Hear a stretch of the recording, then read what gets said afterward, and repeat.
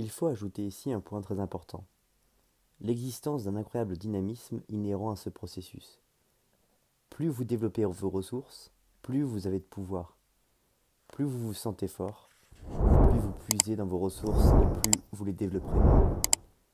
Des travaux passionnants ont été réalisés sur ce qu'on appelle le syndrome du centième singe.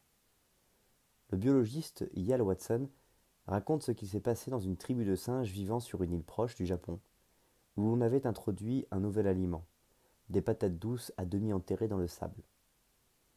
Parce que leur nourriture habituelle ne demandait aucune préparation, les singes ne savaient pas comment manger ces tubercules tout sales. Puis, une jeune guenon résolut le problème en les lavant dans un ruisseau et montra à sa mère et à ses autres compagnons comment procéder. Il arriva alors quelque chose d'étonnant. Quand un certain nombre d'entre eux, environ une centaine, eurent acquis cette technique, d'autres singes, qui n'avaient aucun contact avec les premiers, et dont certains vivaient même sur les îles voisines, se mirent à faire exactement pareil. Il était physiquement impossible qu'ils aient eu le moindre contact avec la première tribu, et pourtant, ce nouveau comportement s'était répandu. Cette histoire n'est pas unique en son genre. Il arrive souvent que les individus isolés agissent à l'unisson, sans s'être le moins du monde concertés. Quand un physicien fait une découverte, par exemple, il n'est pas rare de voir plusieurs de ses collègues étrangers parvenir au même moment à des conclusions semblables. D'où cela vient-il ?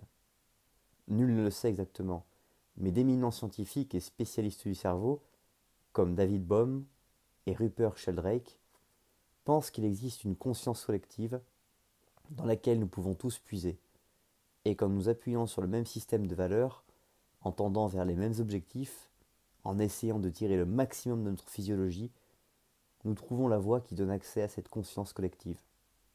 Nos corps, nos cerveaux, nos manières d'être constituent un diapason qui résonne en harmonie avec ce degré supérieur d'existence.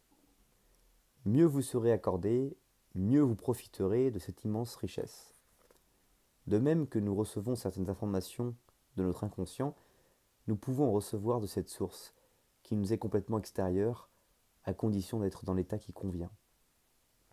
Pour y arriver, il vous faut, entre autres choses, savoir ce que vous voulez. Notre inconscient procède à un traitement constant de l'information pour nous faire suivre certaines directions. Même au niveau inconscient, l'esprit décompose, élimine et généralise. Aussi, pour le faire travailler efficacement, devons-nous développer notre perception des résultats que nous espérons obtenir. C'est ce que Maxwell Maltz appelle la psychocybernétique. Lorsque l'esprit possède une cible bien précise, il peut faire sa mise au point et viser, puis recommencer et ainsi de suite, jusqu'à ce qu'il atteigne son objectif. Sans cible précise, il gaspille son énergie. Il a la meilleure tronçonneuse du monde, mais ne sait pas ce qu'il fait dans la forêt. La façon dont les individus exploitent leurs ressources personnelles est directement en fonction des buts qu'ils se donnent. Une enquête menée parmi les étudiants de l'université de Yale qui obtenirent leur diplôme en 1953 le démontre clairement. À la question « Avez-vous des projets particuliers et nettement définis et avez-vous un plan pour les réaliser ?» 3% seulement répondirent oui. 20 ans plus tard, en 1973, les chercheurs revinrent à la charge et interrogèrent les survivants de cette promotion. Ils découvrirent que les 3% d'étudiants qui s'étaient fixés des objectifs avaient une surface financière supérieure à tous les autres réunis. La seule mesure donnée ici est celle de la réussite matérielle. Pourtant, les enquêteurs s'aperçurent également que dans les domaines plus subjectifs et plus difficilement mesurables, tels que celui du bonheur ou de la joie de vivre, c'étaient les mêmes individus qui semblaient avoir obtenu les meilleurs résultats. Voilà qu'arrivent ceux qui se donnent des buts. Dans ce chapitre, vous apprendrez à exprimer vos objectifs, vos rêves et vos désirs, à établir fermement dans votre esprit ce que vous souhaitez réellement et les moyens que vous avez de l'obtenir. Avez-vous déjà essayé de reconstituer un puzzle sans avoir jeté un coup d'œil à ce qu'il était censé représenter ? C'est exactement ce qui se passe quand vous tentez d'organiser votre vie sans savoir ce que vous voulez en faire.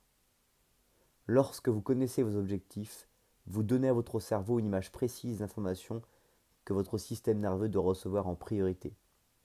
Vous lui envoyez le message exact dont il a besoin pour travailler efficacement.